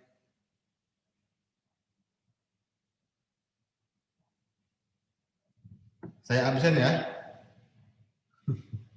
Kayaknya serius-serius nih. Siapa yang mau? Sok Bulan lah, Bulan. Saya rasa mah yang di HP mah pakai jaringan ya Pak buat itunya, tapi kalau yang ini lebih akurat si posisinya, terus si antara kesalahannya juga dikit kalau pakai GPS ini. Oke. Makasih, Bulan. Ada yang betul ya? Betul, kalau di HP itu dia pakai jaringan sinyalnya, walaupun dikombin dengan satelit. Tapi yang paling dominan adalah jaringan HP, jaringan sinyal HP. Jadi ketika jaringan sinyal HP-nya hilang, otomatis kalian tidak bisa lagi membuka GPS di HP, akan ngaco nanti hasilnya. Kalau yang GPS yang ini, yang handheld, itu dia menggunakan sinyal satelit secara langsung. Oke, itu perbedaannya. Jadi ketika kalian memakai GPS ini, Garmin ini contohnya ya, di hutan, ketika sinyal tidak ada, sinyal HP kalian nggak ada gitu kan, kalian tetap bisa memakai GPS handheld ini. Asal ada syaratnya tentunya. Cuaca sedang bagus, dalam artian tutupan awannya minim, dan kalian tidak memakainya di bawah pohon atau di dalam gedung gitu. Karena biasanya kalau di bawah pohon dan di dalam gedung, ataupun ketika awannya banyak, itu dia distorsinya tidak akan maksimal. Ketepatannya tidak akan maksimal. Pasti dia akan di atas 10 meter, 12 meter, misalnya 15 meter distorsinya. Tapi ketika cuaca bagus, kemudian dia di udara terbuka, sinyalnya bisa langsung ke atas, itu dia sinyalnya bisa maksimal dan dapat ke angka 5 meter. Jadi distorsinya tuh kalau yang GPS handheld itu 5 meter, dan HP pun saya rasa sekitar segitu 5 meter kalau untuk kesalahannya. Tapi kalau HP mah tergantung sinyal HP ya, sinyal disebutnya teh sinyal jaringan HP gitu ya. Kalau yang GPS ini mah ditentukannya oleh sinyal satelit langsung. Itu kelemahan dan kelebihannya. Kalau kalian ke hutan jangan mengandalkan GPS HP lah. Itu tidak akan ada sinyalnya. Tapi kalau mengandalkan ini bisa. Oke? Asal cuacanya bagus, nanti bisa lebih maksimal. Jangan dipakai di bawah pohon juga, bari ngiuhan gitu di bawah pohon, itu dia tidak akan terserap sinyalnya secara maksimal. Itu GPS Garmin ya. Kemudian ini tombol-tombolnya, ya kalian bisa melihat sendiri lah. Tombol-tombolnya seperti ini, fungsinya juga seperti ini. Foto saja. Saya tidak akan menjelaskan satu-satu, terlalu panjang. Mau dipoto mangga, mau di screenshot mangga, nanti kalian baca. Oke, ada tombol zoom in, zoom out, tombol find, tombol power, quit, page, menu, enter atau mark, kemudian tombol rocker. Rocker ya, rocker. Oke, itu tombol-tombolnya, dan itu tombol-tombolnya tentu punya fungsinya masing-masing, terutama untuk setting GPS-nya. Oke, ini udah direkam, yang ini mau di screenshot, mau dipoto silahkan, kalian nanti baca-baca saja. Terus, nah ini GPS yang ada di jurusan, saya dulu sempat foto. Nah, ada yang bisa baca ini nggak? Maksudnya apa gitu? Yang ada dalam layar ini tuh. Itu zona UTM, Pak. Oke, zona UTM yang mana berarti? Yang tulisannya 01933710 kayak gitu, Pak. Yang X sama Y-nya itu. Ini ya? Iya. Ini 49 zona UTM. Betul. Berarti kalian sedang di zona 49 UTM. Kemudian yang atas itu dia north, kalau tidak salah ya, yang bawah itu dia south-nya. Oke, yang atas north, northing-nya, yang bawah south. Sorry. Kebalik. Yang atas north ya, yang bawah easting-nya. Yang bawah easting-nya. Atau kebalik, yang bawah northing-nya, yang atas easting-nya. Gitu. Jadi meter utaranya yang bawah dan meter timurnya yang atas. Tuh, betul ya.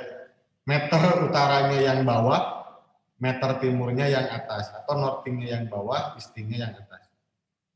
Itu di zona 49. Nuhun Pak Hadi, saya lupa ingat. Terus ini koordinat UTM-nya ya. Kemudian ini terlihat ini GPS 7 meter, atau yang ini GPS 5 meter nih, sama saja. Ini GPS 4 meter, ini GPS 5 meter. Itu apa kira-kira? Akuratannya gitu kalau nggak salah. Ketinggian bukan, Pak?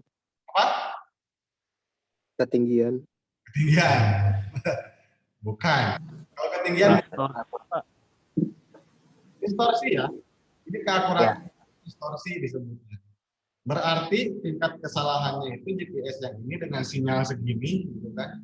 Itu disebutnya 7 meter. Bagus yang mana dari beberapa layar ini kira-kira kesalahannya? Yang 4, Pak.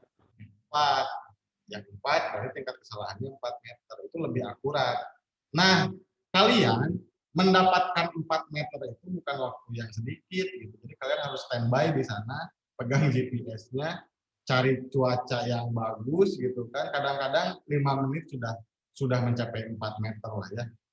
Kalau kalian baru menyalakan GPS-nya, kemudian kalian di bawah pohon sampai sejam 2 jam kan beren kadang-kadang di angka 20 meter distorsinya. Nah, itu berarti tidak akurat. Makanya kalian harus cari keadaan yang cocok. Oke, itu betul distorsi, semakin kecil angkanya semakin bagus. Kalian maksimalkan di angka paling kecil. Sorry. Terus yang ini apa nih? Yang kayak permen. Nih. Ini. Titik-titiknya bukan Pak, titik-titik plotting. Titik-titik plotting. Ada yang lain? Tingkat kecuraman, Pak. Tingkat? Kecuraman. Kecuraman. Apanya yang curang? Silahannya. Kan di situ ada 1329. Oke, ada lagi? Oke. Dua-duanya kurang. Apalagi? Bukan, Pak. Hah? Intervalnya. Interval kontur. Bukan juga. Ini titik-titik kayak permen ini adalah satelit yang ada di atas kita, yang sinyalnya tertangkap di GPS ini. Oke, paham maksud saya? Jadi kalau kalian lagi pegang GPS, si sinyal si angka-angka ini tuh bergerak kecil lah gitu nih, ngeriak gitu. Ini teh berarti posisi kita di tengah di sini nih. Posisi kita di tengah di sini, di atas kita tuh satelit yang ada tuh ini gitu. Di atas kita sinyal yang tertangkap di GPS kita ini loh satelit-satelitnya gitu. Yang berbentuk ya mirip permen ya, mirip permen-permen itu berarti satelit yang di atas kita tuh sebanyak itu gitu. Yang tertangkap sinyalnya ke alat kita. Kalau yang bawah ini apa? Yang ini. Kekuatan sinyal satelit, Pak. Nah, kalau itu betul. Yang bawah ini dia kekuatan sinyal satelit yang ada di atas kita. Contoh, ini nomor 2 nih yang saya bulati ya. Ini nomor 2. Lihat cek di bawah nomor 2 sinyalnya sekuat apa. Nah, ini sinyalnya segini nomor 2 nih. Kemudian nomor 29 yang ini sinyalnya segini. Kuat ketangkap di kitanya. Biasanya sinyal satelit yang lebih dekat ke kita itu dia tingkat sinyalnya lebih tinggi. Contoh lain nomor 15 nih yang ini. Dia sinyalnya tinggi juga kan segini. Gitu. Kita lihat yang lain yang lebih jauh. Nomor 5 ini kan lebih jauh dari kita yang tengah di sini. Nomor 5 di sini juga kecil sinyalnya segini. Gitu ya. Kemudian nomor 21 malah tidak terlihat sinyalnya. Nomor 20 yang ini karena dia posisinya cukup jauh. Gitu. Paham maksudnya? Yang ini mah gambar permen mah itu lokasi satelitnya. Kalau yang bawah mah kekuatan sinyal. Kalau kalian sudah yakin distorsinya sudah kecil, baru kalian plotting di sana. Kalau distorsinya masih gede, kalian jangan coba-coba dulu plotting, karena nanti tingkat kesalahannya akan tinggi. Gitu. Ada yang tanyakan dulu? Pak, untuk tingkat distorsi itu minimal sama maksimalnya itu berapa? Minimal dan maksimal tingkat distorsi kalau di GPS handheld ini udah paling maksimal. 4 meter ini udah paling maksimal. Jarang. 3 meter apalagi. Biasanya kalau rata-rata tuh sekitar 5 sampai 8 meter itu udah bagus. Yang jelas kalau kalian udah dapat di angka 4 atau 5, ya udah kalian plotting aja udah gitu. Berarti itu lokasinya segitu. Kalau GPS handheld kan maksimalnya segitu. 5 meter atau 4 meter lah itu lebih bagus untuk distorsinya. Tapi kan kalau GPS geodetik itu dia bisa hitungan mili distorsinya. Nanti kita bisa pelajari. Yang jelas di HP atau di GPS handheld yang seperti ini itu dia maksimalnya di angka 4 atau 5 meter. Lebih kecil dari itu saya rasa tidak bisa atau mungkin susah lah ya. Oke? Ada lagi? Karena kalau ini distorsinya gede nih, kalau angka ini distorsinya gede, dia akan sedikit ngaco ke sininya nantinya, akan jauh melenceng ke angka koordinatnya. Gitu. Oke? Cukup ini? Kita lanjutkan. Sekarang kita masuk ke GPS yang kedua. Kalau yang tadi mah handheld, kalau yang ini mah geodetik disebutnya. GPS geodetik. Mungkin ada sebagian dari kalian juga yang melihat ini sebagai Magicom ya. Tapi ya Magicom dengan harga mobil Avanza ya. Mirip-mirip Magicom lah. Kalau yang nggak tahu mungkin melihat benda ini di pinggir jalan itu diabaikan. Tapi kalau yang tahu melihat benda ini di pinggir jalan dan kalian paham, itu pasti dibawa. Gitu, karena harganya seharga mobil Avanza ya. 130 jutaan. Segede gini bentuknya. Ini disebutnya GPS geodetik. Nah, dia diposisikannya bukan di tangan. Kan kalau handheld kan di tangan, digenggam ya tadi. Kalau GPS geodetik ini, dia dipakainya di atas tripod. Jadi tripodnya sama yang dipakai oleh teodolit. Tapi teodolitnya dicabut, diganti sama GPS ini. Gitu. Pasangnya seperti ini, persis seperti ini. Untuk di tripod, tapi kalau mau yang lebih praktis, di tiang, bukan tiang, ini disebutnya teh apa gitu, Pak Hadi mungkin paham. Ini lebih bisa praktis, karena kalau yang tongkat ini dia bisa dipakai kemana-mana. Satu tempat, floating, geser lagi ke tempat lain. Lebih praktis kalau yang sebelah kanan ini. Kalau yang ini, di tripod ini, biasanya dia untuk rotor, atau istilahnya mengecek BESMA atau BM. Kita lihat nanti ya. Bedanya yang paling spesifik, kalau yang GPS geodetik ini, bedanya dengan GPS handheld yang tadi, itu tingkat keakuratan atau distorsi. Kalau yang handheld mah dia 5 meter, 4 meter maksimalnya. Kalau yang ini bisa mili keakuratannya itu. Jadi di bawah senti ya. Bisa 5 mili, bisa 6 mili, dan sebagainya. Oke. Cukup. Itu perbedaannya. Kemudian cara pengambilan datanya yang agak sedikit berbeda juga. Kalau yang handheld itu dia 5 menit, 10 menit sudah ditemukan data maksimal di 4 meter, 5 meter distorsinya. Kalau yang GPS geodetik yang ini, dia bisa jam-jaman. Saya dulu sama Pak Hadi pernah ke Bangka waktu itu untuk membuat peta tanker minyak. Ya, kalau tidak salah waktu itu di daerah Lupa di Bangka Utara, itu memakai GPS geodetik seperti ini. Pengukurannya kalau cuaca bagus 3 jam sudah bisa keluar datanya. Kalau cuaca buruk bisa sehari semalam baru dapat sinyal yang bagus gitu. Makanya kita ngendong tahu ngendong. Jadi ngampar gigiran alat ini gitu, karena takut alat ini ada yang ngambil. Karena pengukurannya tidak beres cepat gitu. Dia bisa sehari semalam kadang-kadang kalau sinyalnya jelek. Apalagi jika benchmark-nya nggak ada. Oke, itu perbedaannya. Secara kepraktisan memang ini tidak praktis, tapi secara distorsi ini sangat maksimal gitu. Terus, nah ini komponen-komponennya ya hampir sama sebetulnya. Ada Bluetooth indikator, static storage, kemudian data interaction, power indikator, dan lain-lain. Intinya komponennya sederhana. Kalau kalian baca buku panduan, kalian bisa tahu cara pakainya. Yang jelas, GPS geodetik ini bisa langsung dikoneksikan ke handphone. Jadi di handphone itu kalian tinggal mendownload saja, baik di App Store maupun di Play Store ya. Ada aplikasi khusus terkait dengan GPS geodetik. Ya, tergantung tipe GPS-nya apa. Kalian download dan kalian bisa integrasikan dengan alat ini.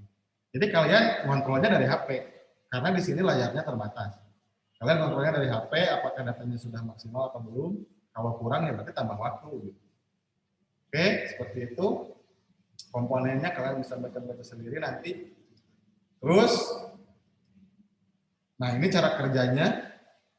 Susah ya, cara kerjanya memang seperti ini. Jadi GPS geodetik itu dia menangkap sinyal dari satelit. Ya satelitnya satelit GPS ya, bukan satelit seluler, ingat. Satelitnya satelit khusus GPS, bukan satelit seluler. Jadi dia nembak sinyal dari satelit, kemudian dia berdirinya di bawah, di atas patok BESMA. Ada yang tahu patok BESMA seperti apa? Nggak tahu. Oke. Nah, ini saya tidak akan menjelaskan secara panjang lebar, kalian lihat saja. Nanti mungkin bisa dibantu Pak Hadi ya, sedikit-sedikit yang sudah berpengalaman. Nah, ini prosesnya. Jadi ketika kalian mendirikan GPS geodetik di tripod, itu diberdirikan kalau bisa di atas BESMA yang sudah ada angkanya. Jadi ini tuh, yang warna biru ini tuh namanya BESMA. Dia sudah ada koordinatnya yang orang lain sudah bikin, jadi kalian mendirikan alat ini itu di atas BESMA ini. Gitu. Oke. Nah ini salah satu contoh BESMA. Ini anak mahasiswa yang bikin. Kalau di pinggir jalan pun kan suka banyak ya bentuk-bentuk BESMA seperti ini. Yang paling disayangkan biasanya ketika benchmark ini diganggu. Karena ketika dia bergeser setengah mili atau 1 senti lah ya, itu dia koordinatnya sudah ngaco.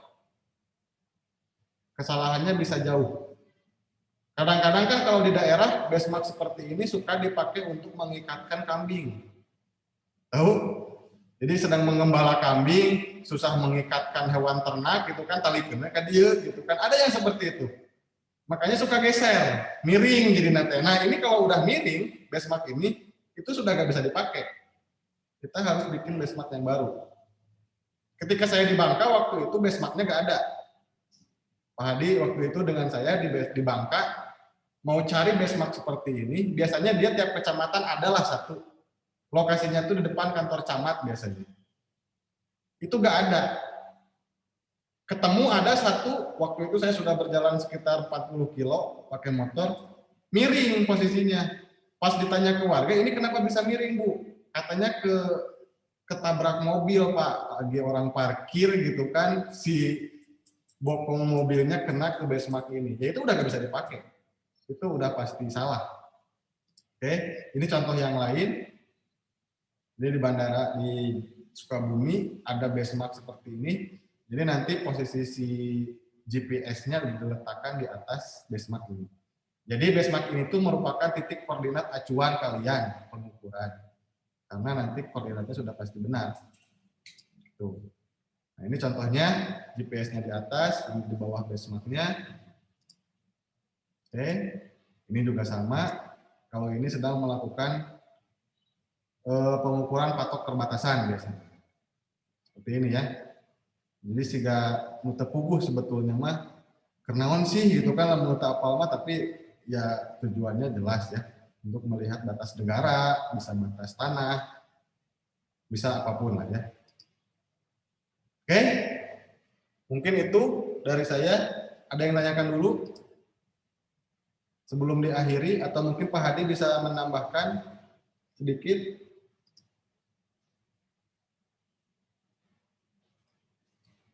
Itu kita hanya pengenalan ya, karena untuk praktek secara langsung harus di kelas sebetulnya, atau di lab biar lebih gampang. Silakan Pak Adi.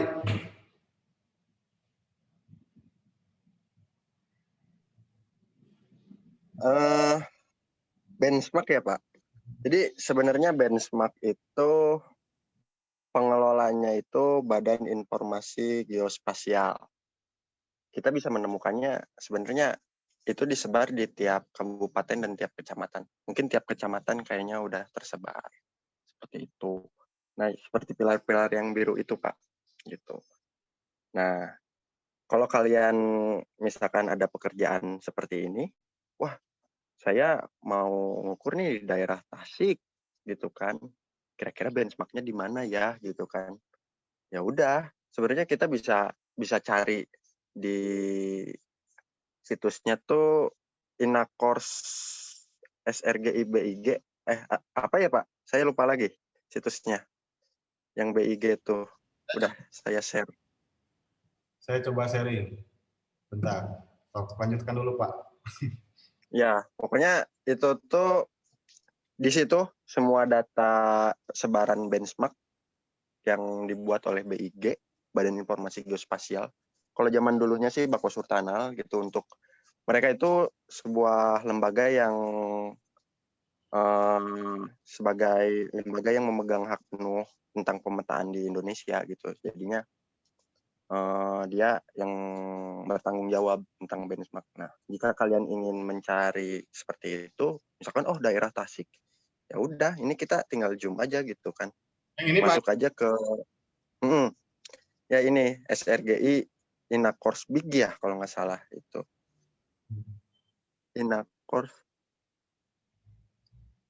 Inakorsbig.go.id. Nah, ini sebaran benchmark-nya gitu kan. Kalau yang ini sih sebaran stasiun Kors, Pak.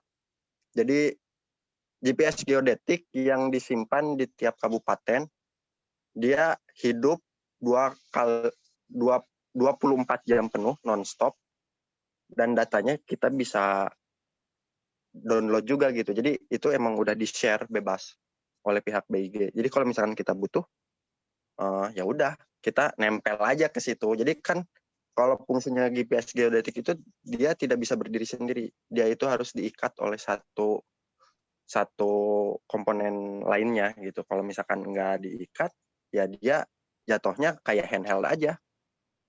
Gitu kan, sekitar 5 meter. Kenapa dia bisa jadi mili itu? Karena dia ada saling mengikat terhadap titik yang lainnya. Seperti itu. Jadi kalau misalkan coba daerah Tasik, Pak. Ini pasti ada soalnya. Kalau nggak salah tuh dekat kantor BPN ininya deh. Ini rover ya Pak ya? Ya, ini Inakors, stasiun GPS geodetik yang 24 jam nonstop. Di Tasik nggak ada, adanya di Ciamis Pak kalau di sini. Adanya di Ciamis. Ya berarti Tasik kasihan ya nggak dapat ya. Karena ya namanya juga Indonesia luas gitu kan. Tapi berarti itu udah mencakup seluruhnya gitu kan. Ciamis masuk, ya Tasik juga otomatis masuk. Jadi kalau misalkan kita dari Tasikmalaya, kita bisa ngambilnya ke yang Garut atau ke yang Ciamis. Seperti itu. Kalau ini course Pak. Coba carinya di ke JKG Pak, JKG ke home.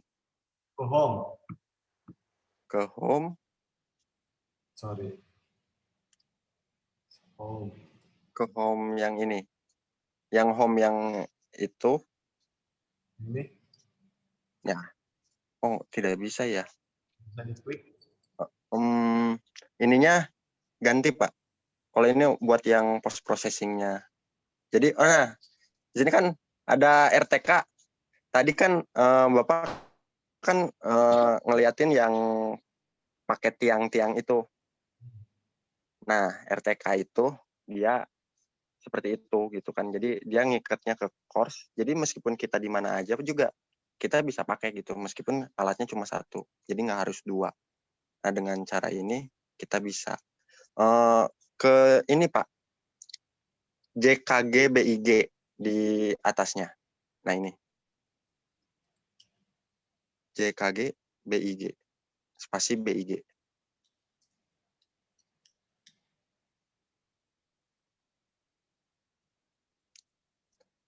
Nah, coba ke srgi@big yang bawah Pak. Ini yang ketiga, Nih. Ya. Nah, kalau di sini kita bisa cari jaring kontrol geodesi. Nah, pilihnya yang jaring kontrol geodesi Pak. Jaring kontrol geodesi itu sebenarnya BM yang disebar sama mereka gitu untuk memudahkan kita dalam membuat pemetaan. Jadi acuannya tuh kita ke sana. Jadi semua peta itu ngacunya ke sana. Gitu. Nah, checklistnya yang JKGN aja Pak. Ordenya berapa? Cari yang orde 2. Orde 2. Nah, coba kita carinya ke daerah Tasik. Dia lagi nyari ya. Loading. Jadi kalau kalian pengen bikin peta gitu kan, terus petanya tuh satuannya udah diterima secara nasional, ya kalian harus melakukan cara-cara seperti ini. Nah, lihat kan, banyak banget kayak begitu. Coba diperbesarnya menuju daerah Tasik, Pak. Ini memperbesarnya gimana, Pak? Itu ada di pojok atas, pojok kanan atas. Nah, terus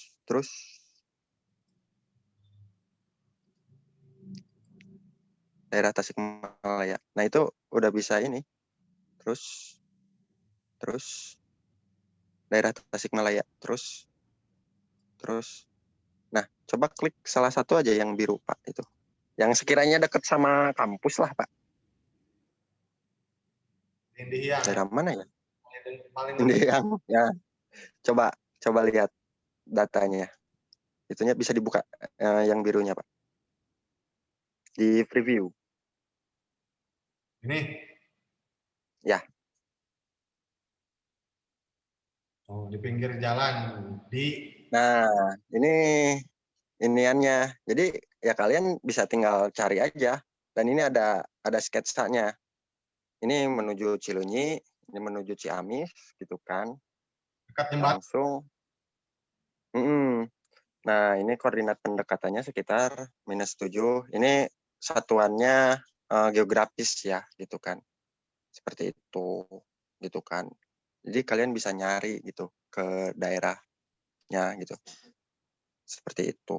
Jadi kalau kalian butuh data-data BM atau apa gitu, jika kalian mungkin ya kan bisa kerja ke dunia seperti ini juga ada banyak juga ya Pak yang dari Unsil juga yang lari ke dunia kayak begini gitu kan.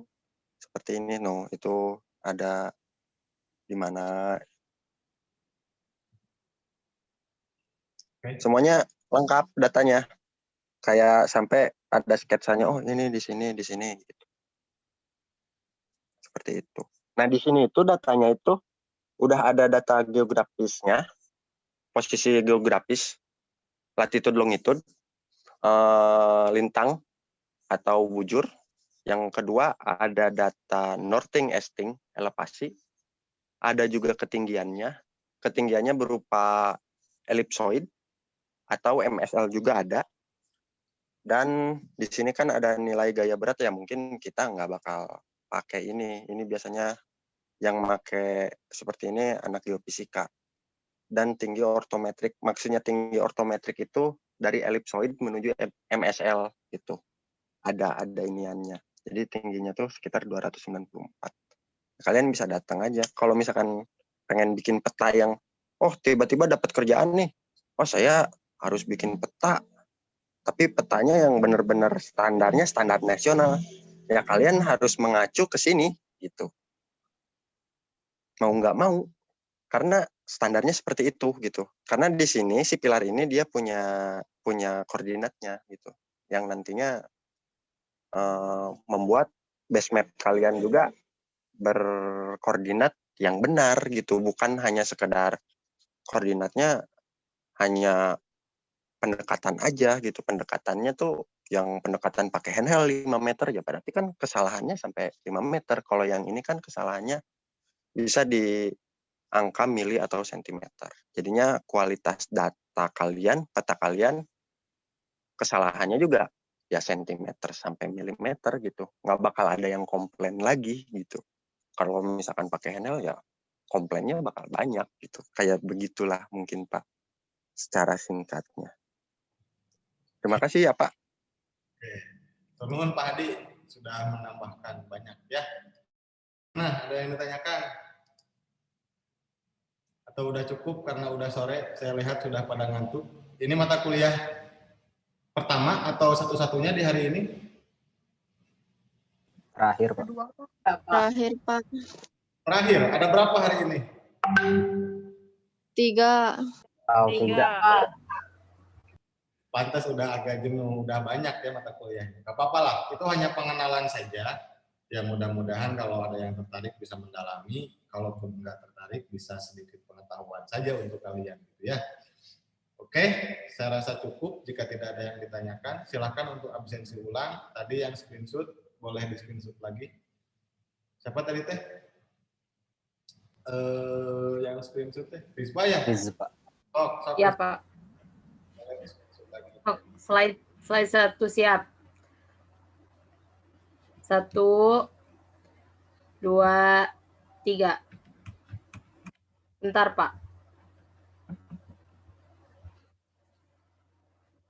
Bentar Pak.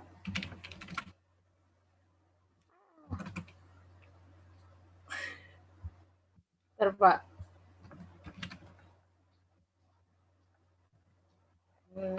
Satu slide lagi. Siap. 1, 2, 3. Dah. Nuhun, Rizpa. Ya Pak. Nuhun Pak Hadi sudah kembali bisa bergabung. Mungkin kedepannya juga masih bisa, insya Allah lah. Sedang menyelesai ya beliaunya. Dan masih jomblo kayaknya. Bolehlah untuk tanya-tanya lagi nanti kita bisa sharing dengan beliau juga. Dan apabila kalian tertarik, mungkin bisa kerja dengan beliau juga bisa. Karena kan kalian kalau tahu sekarang beliau punya agensi juga dalam hal konsultan pemetaan. Jadi bolehlah nanti sharing-sharing ke beliau. Kalau yang ingin kerjaan juga bisa menghubungi beliau ya. Siapa tahu tertarik. Oke, terima kasih. Semoga kalian selalu sehat. Semoga kita semua selalu sehat dan jaringannya semoga selalu berlimpah ya. Terutama sinyalnya juga biar bisa mengikuti perkuliahan dalam metode daring seperti ini. Nah, video untuk pertemuan kali ini akan saya share di YouTube. Nanti bisa kalian akses kembali jika ingin mengulang, silahkan bisa diakses di YouTube. Nanti akan saya share linknya. Mungkin untuk pertemuan kali ini sekian saja. Mohon maaf apabila banyak kesalahan. Terima kasih yang sudah bergabung. Hatur nuhun. Assalamualaikum warahmatullahi wabarakatuh. Waalaikumsalam warahmatullahi wabarakatuh. Waalaikumsalam warahmatullahi wabarakatuh. Waalaikumsalam. Makasih Pak. Sehat-sehat Pak. Terima kasih, Pak. Bapak.